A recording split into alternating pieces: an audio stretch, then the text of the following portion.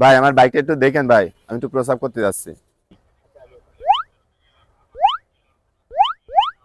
আচ্ছা ঠিক আছে, যান প্রস্তাব করে আসেন।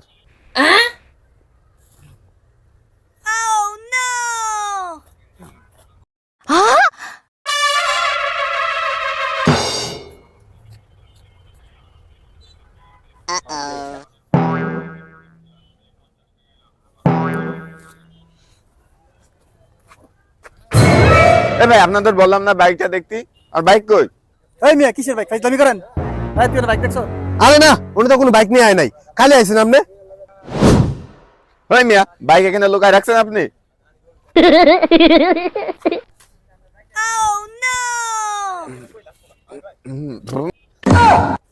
সামনে মুখ